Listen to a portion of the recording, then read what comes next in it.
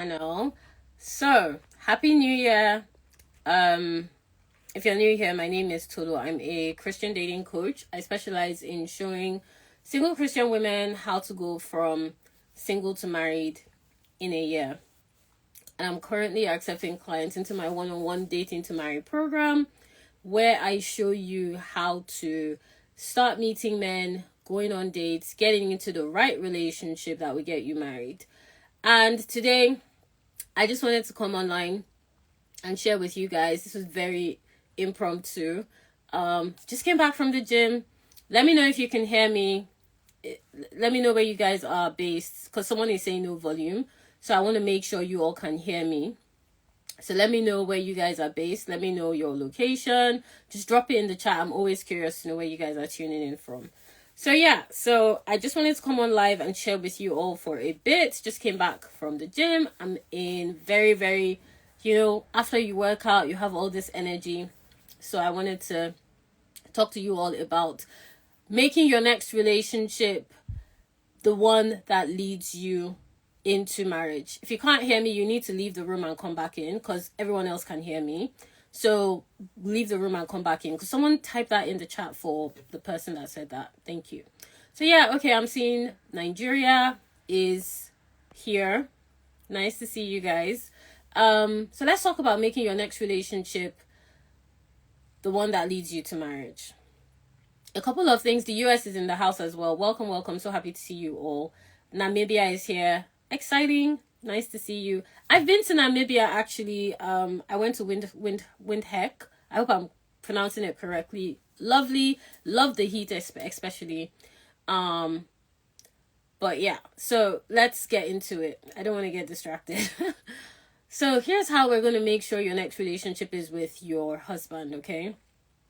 A couple of things that you need to do, and I'll just walk you guys through a couple of steps to be able to help you achieve this with ease. First of all, you need to stop talking to men that you know are not going to marry you.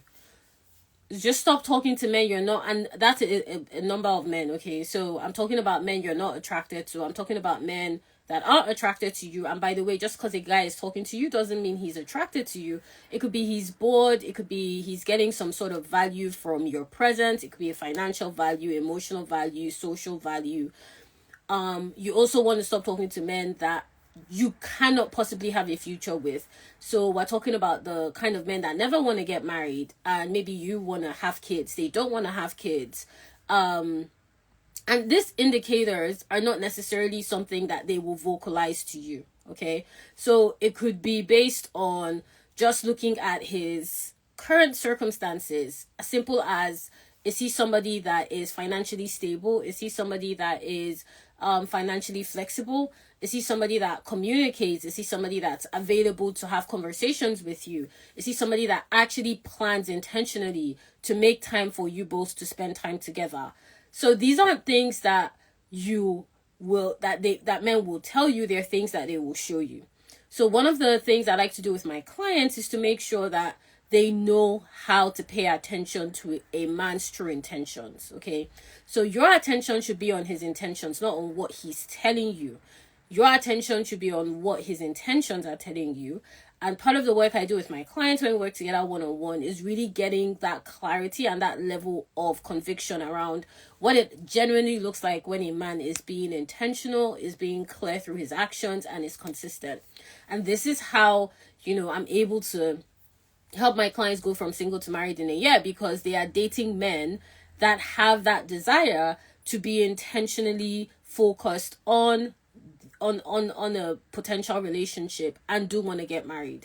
So you have no say about when a man wants to get married, who he wants to get married to. You don't have a say in that. It has to be an independent decision on his end, and you come into the picture based on him having that decision. Okay, so what I mean by that is, okay, let me give you guys an example. Say you are craving a burger. It's your decision to go and get the burger. Burger King, McDonald's, KFC, or wherever else, any other fast food restaurant that serves burgers, cannot come to your house and convince you to buy a burger from them. You have to make the decision that I'm craving a burger. where do I want to order it from, what kind of burger do I want, and then you approach these fast food restaurants based on your preference to get your burger. It's the same thing with dating to get married.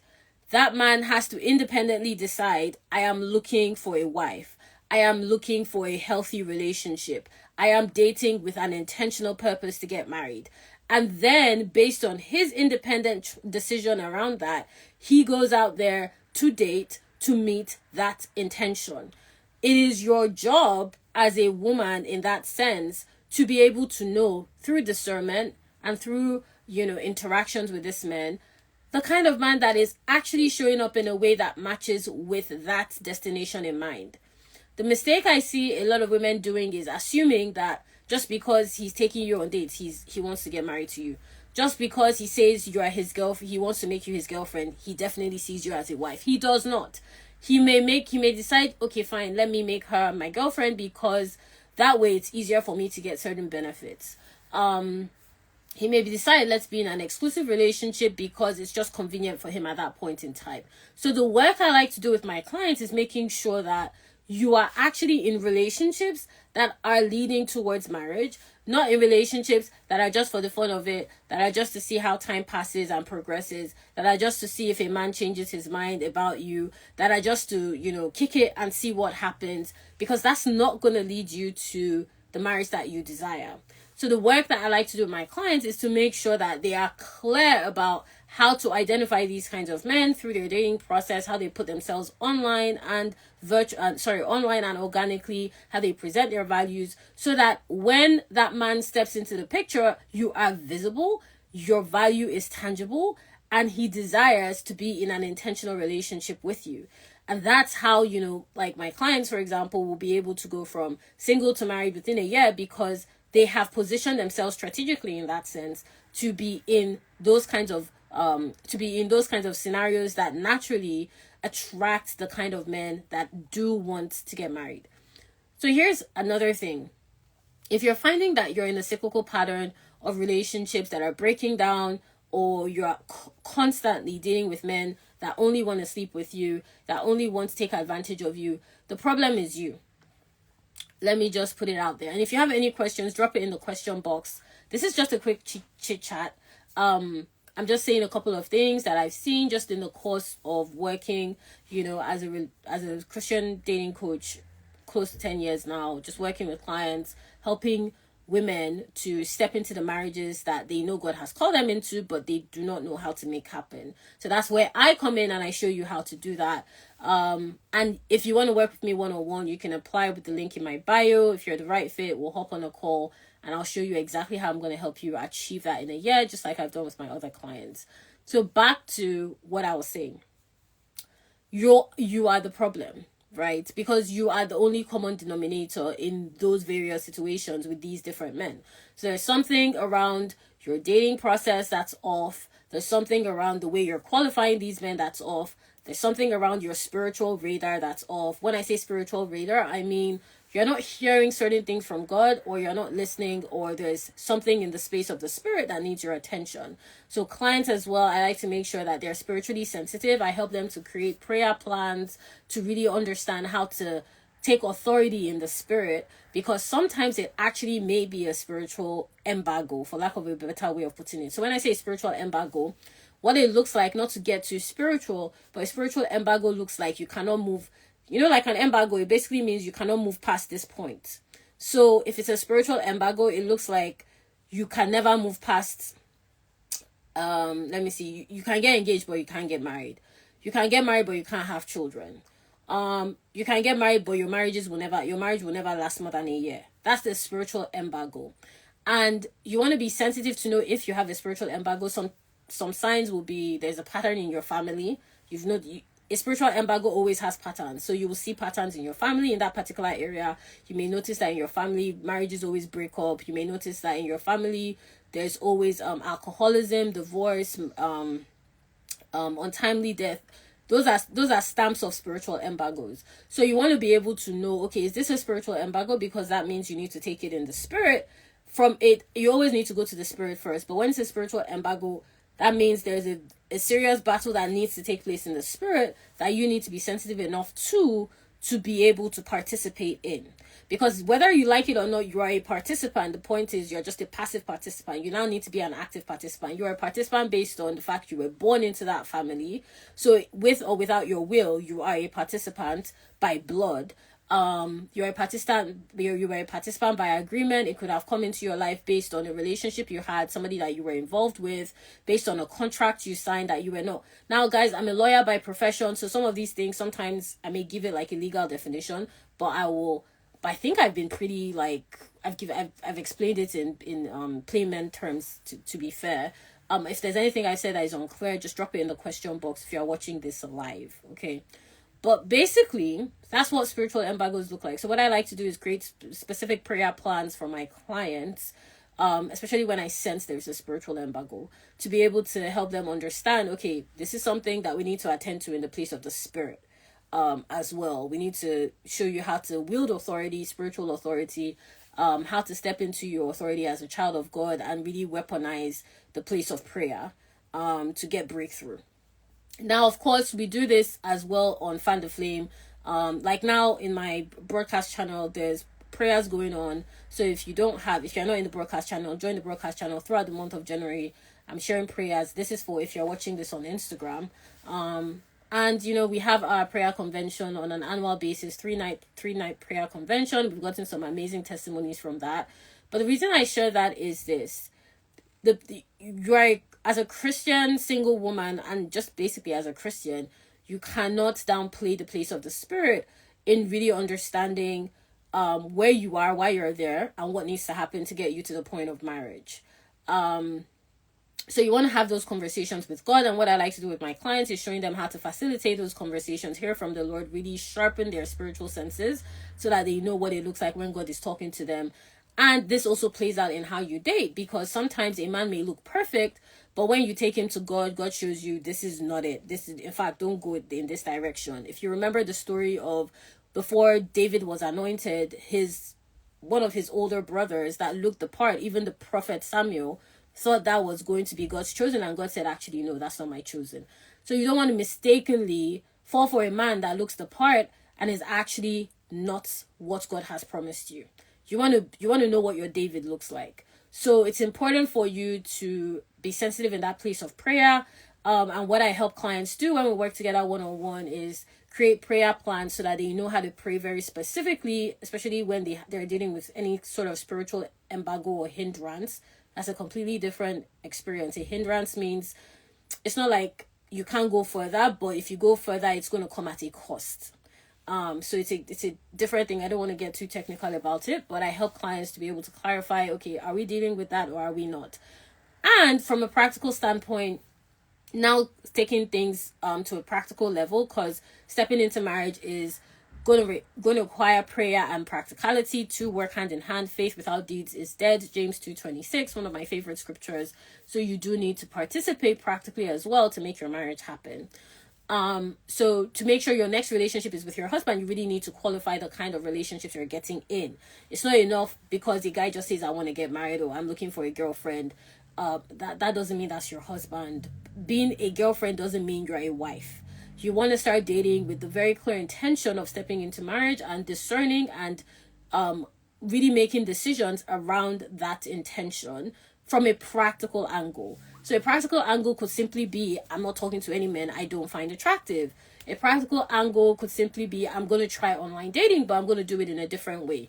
Speaking of, one of my clients is getting married. I'm super excited. I got the news, I think last week.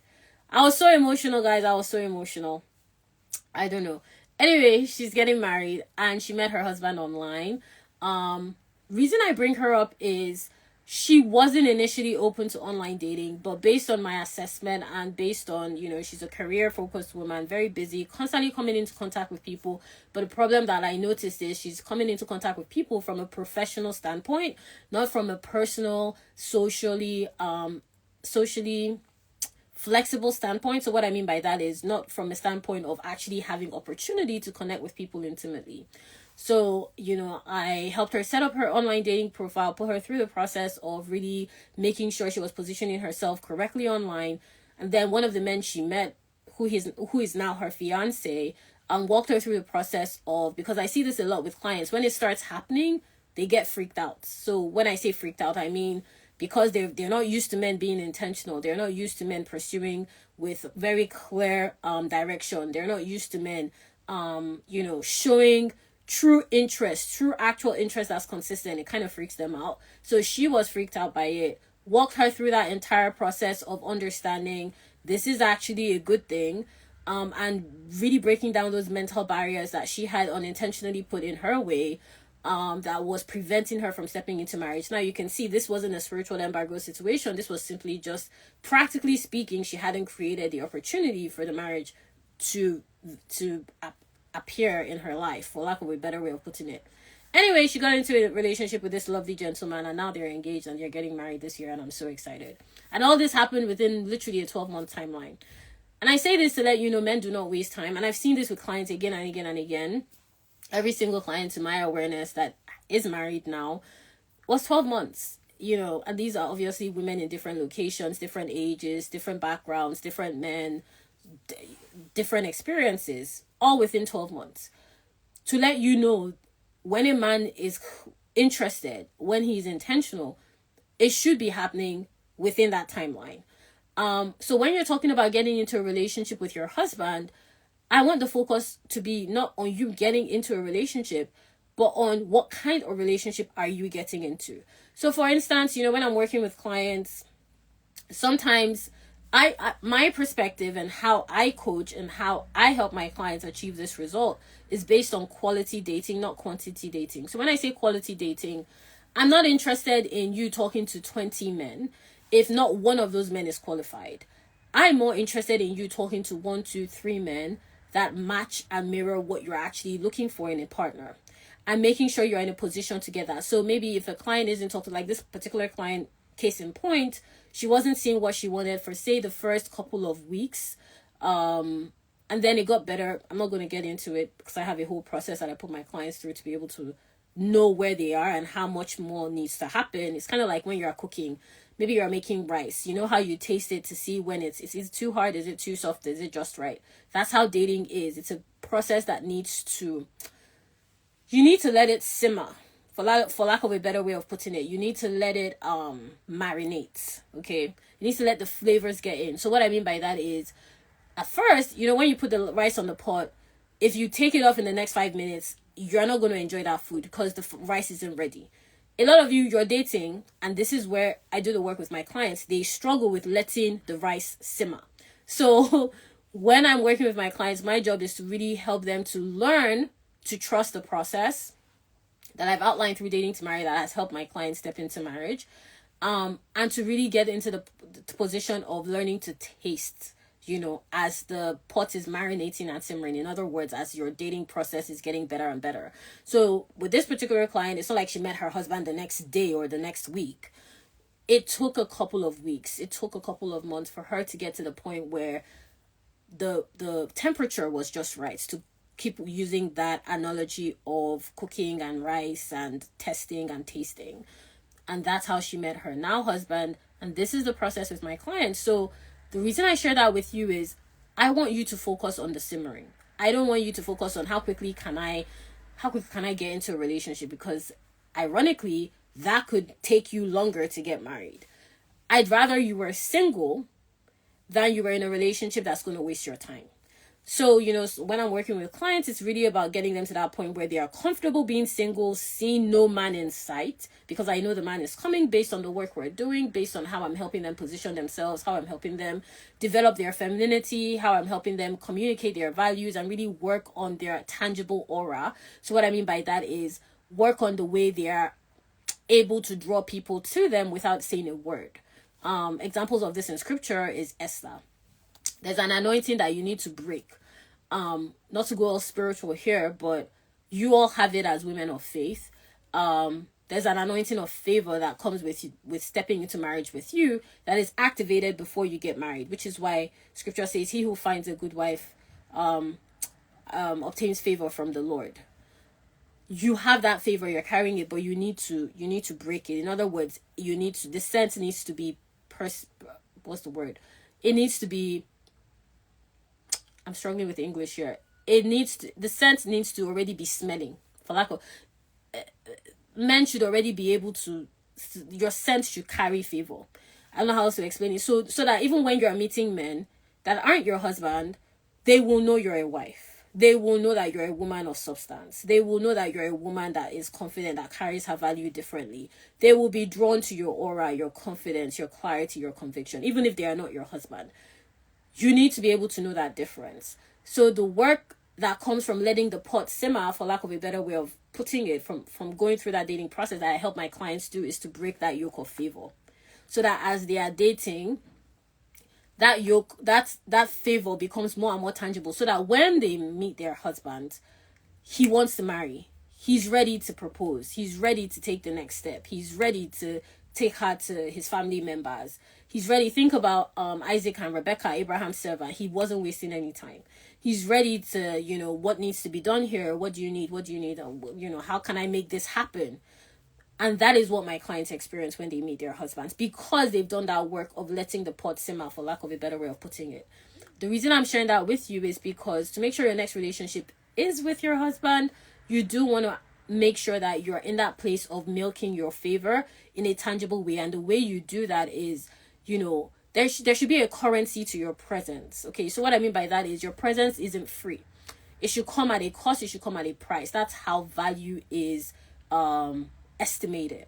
So when you're dating, you want to make sure that estimation of value is clear in the way men interact with you. Like, there are certain things I tell my clients to do when they're meeting men, talking to men, going on dates, to make sure that constant currency is being communicated to men without them having to say a single word. So that when they now meet their husbands, it's a very simple, straightforward process.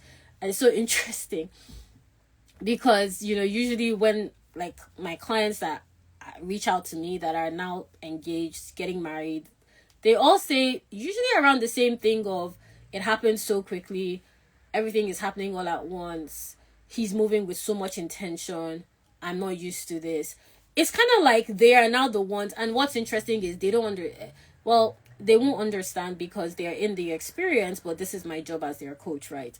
But what is actually happening is they are now in the place of being a wife, because guess what? The man is taking the lead, and for him to take the lead, it means he needs to be in front, meaning that he's the one that is directing things. He's the one setting the speed, and they need to, by definition of being a wife, they are now following. So because they are not used to being in that position of following, everything seems very quick, but they know that it has the stamp of God on it, because they have that conviction and clarity that they got from the place of separation and being set apart and doing the work that we do in my program, to be able to recognize that, okay, this is actually what God wants for me. And they've gotten that conviction from God that, okay, this is my husband. So I'm giving you all these examples because I want you to be able to see how it should look like when you're actually talking to a man that's serious. It's not about, and this is part of the work I do with clients in dating to marry, to make sure that they're clear when they are in a position of considering a potential partner, going on dates, talking to men. It's really getting them to the point of understanding, let the pot simmer first, helping them understand, okay, when it's simmering, what am I meant to be doing? Helping them to build their value, build their social dating currency, so that when they're interacting with men already know, okay, this is not a woman that I'm just here to have sex with. This isn't just a woman that I'm just trying to get money from, or I'm talking to see how it goes, and whatever happens, they understand, based on the work that I do with clients in the program, that, okay, this is a woman that is actually, on the level of marital commitment, serious relationship, getting married, being in an intentional commitment with somebody that they can settle down with. And it's important that you're able to do that without talking so much, because a lot of you, part of the problem is you're talking. Men do not understand words. They understand actions. So if you feel like, if you're constantly having to communicate the fact that you want attention, you want time, you're constantly questioning why he's treating you badly, that is not your husband, okay? And what needs to happen is, if he's not your husband, you are not acting like a wife. Let me put it that way. Because I really want you to get your responsibility in the part you played in where you are. So you need to start dating like a wife to actually be introduced and to be visible to your husband. So your next relationship leading to marriage is very dependent on how you are dating, right? That's the whole reason I went through this entire process of breaking this down, explaining certain concepts, trying to get you to understand how this should practically look like, and also from the place of prayer, how that should factor into the way you date in 2025. Okay. Do we have any questions? Okay. Do we have any questions? Any questions at all? But let me know if this was useful. Tap the heart. And if you want to work with me one-on-one to get into a relationship leading to marriage within a year, just click the link in my bio to apply. If you're the right fit, we'll hop on a call and I'll show you exactly how I'm going to help you change the way you date to meet your husband, get into a relationship, and get married. Okay? Should we ask the important questions in the early stages of dating? See, you can ask a man any question. That doesn't mean he will give you the answer that is correct. Or that doesn't mean he will tell you the truth. I like to work with clients on, you can ask men anything. It's not even about questions. It's about learning to pay attention to how he answers, okay? So, let me give you an example. You could ask me, how's your day going? I could say, oh, my day is fine. That's one answer. It's not wrong. It may not be the answer you're looking for, but that is my answer. But if you pay attention to the way I answer the question, you're likely to get more information about how my day is actually going. Was I excited? Did I sound neutral? Did I sound disinterested? Was I distracted? Did I sound uncomfortable? That will give you more information. So part of the work of, getting to the point of knowing when you are talking to men that are genuinely interested is learning to see beyond what they're actually telling you. And that's part of the process that I put my clients through, so that, because when you join my program, first thing we're going to do is work on how you're meeting men. Because, you need to meet men to meet your husband. So first thing we're going to do is work on how you're meeting men. And then I'm going to help you understand how to communicate and really understand how men think based on actual conversations you're having with men. So that when you now meet the right man for you, it's easier for you to identify him. You're in a more comfortable space to get into a relationship with him. And you can now be in a healthy relationship that has a very high probability of leading to marriage, right? So yeah, that's my answer to that question. I don't see any other questions, but just to summarize everything I've said, to do dating differently this year, really ask yourself these questions that I've laid out in this live and pay attention to what kind of relationships have I been getting into. Some of you are in situationships. That's your problem. You keep entering situationships. And some of the reasons I see this happen is because you are always waiting for a man to ask you on a date, even though he's been talking to you for months. You're playing yourself if you're in that camp, because guess what? He's getting everything he wants. You're the one that is looking for a relationship, because clearly he isn't looking for one with you. If not, you would have already been asked for one. So I see situationships of that nature. Another kind of situationship is maybe you are in a relationship with this person, but you are not functioning like a couple. So what I mean by that is you still find that you don't know anything about his finances. You don't know anything about future plans he has. You're very limited in the information you have about his family. You find that you struggle with having conversations with him without it turning into an argument. You still feel like he's not fully invested. You're constantly dealing with his cheating, his lying, his manipulation, gaslighting. That is not a functional relationship.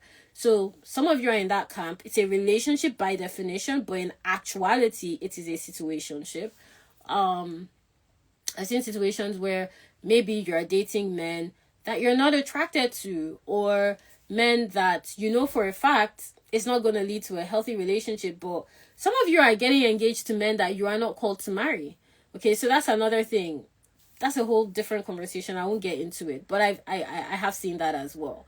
So what happens as a result is you end up in a relationship. So you see, the thing is, you can't step into a marriage God has planned for you without your own knowledge. So what I mean by that is, you can't tell me that you're engaged, you're getting married, and you don't have peace about it, because that is not your husband. That's what that means.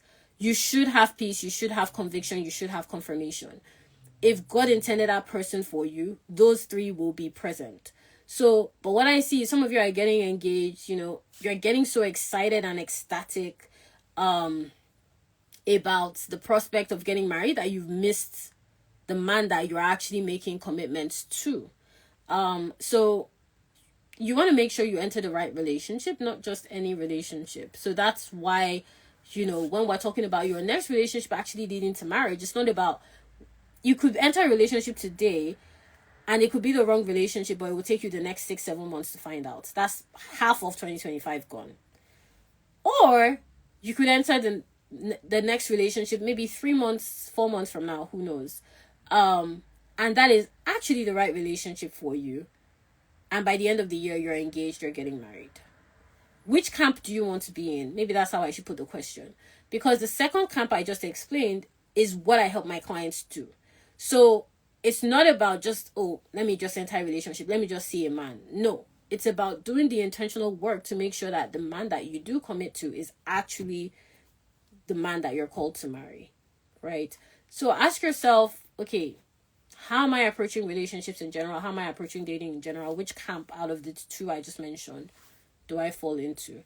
That will make it easier for you to understand when you're dealing with a man that you can marry or not.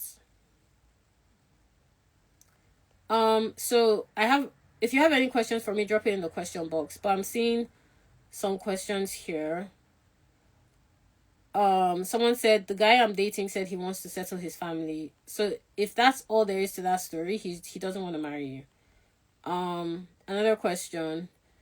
Pain of a pastor telling me the man we're planning to marry, the man I'm planning marriage with doesn't align in the spirit. That's your pastor's opinion.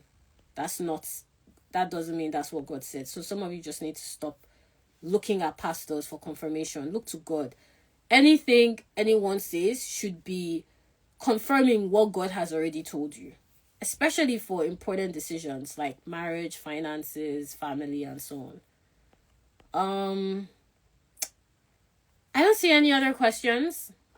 So Happy New Year, guys. I'm going to try and do more lives this year. Let's see how that goes.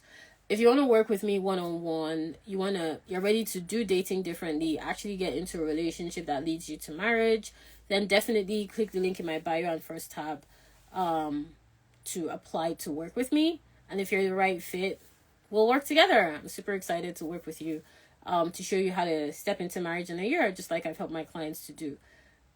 So I'm seeing a question here. How much should a talking stage last before a man commits? If you're asking that question, it's probably lasted too long.